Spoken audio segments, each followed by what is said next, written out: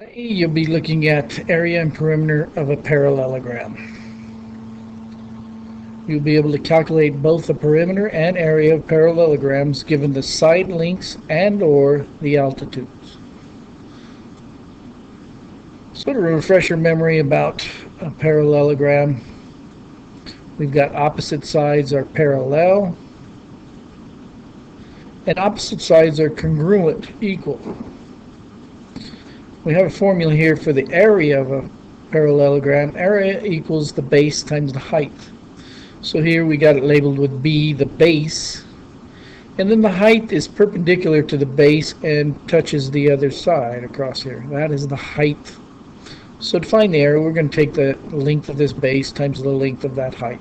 Pretty simple.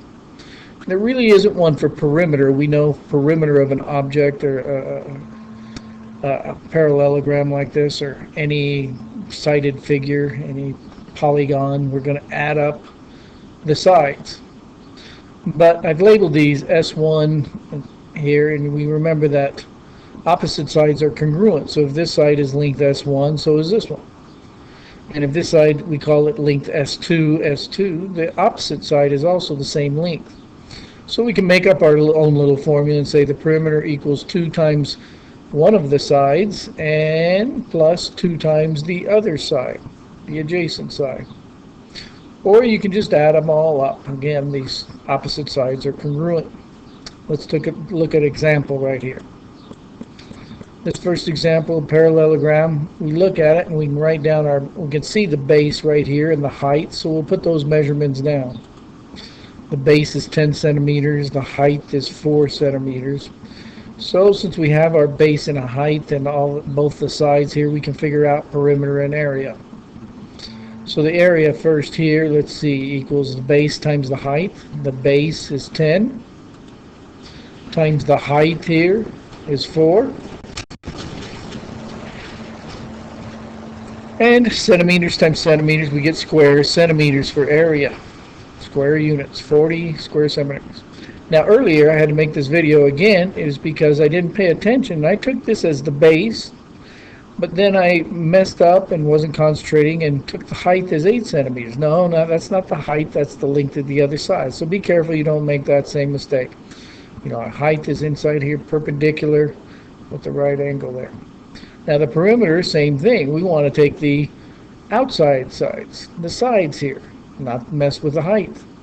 So the perimeter, this side right here is 10, and there's 2 of them. This side and the side opposite. So 2 times 10 plus 2 times the other side, not the height. So pay attention. So the other side is 8, so there's 2 of those 8s. And that ends up being 36.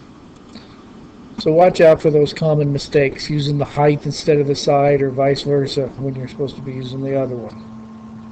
Take a look at one more example in this quick video. Our quick check here. So we can see our base here again is 15 centimeters. Our height we do not have figured out. Well, let's see. We're probably going to have to use this Pythagorean's theorem, this right triangle, if we can figure out what this side is. Let's see, the whole thing here is 15. If we take away this 12, we'll be left with this little piece here, which is 3. 15 minus the 12 leaves us 3 here. Now we'll go ahead and use Pythagorean's theorem. Remember, the 2 sides that make this right angle are the legs. Those 2 go together on one side of the equal sign when we square them. And this other side here is the hypotenuse. I'll just put hype. That's the side by itself in the Pythagorean's theorem. So we'll call this h right now. And then we'll go ahead and set up the equation with Pythagorean's theorem. So we got the leg squared, there's one of the legs, h squared, plus the other leg squared, this leg, equals the hypotenuse squared.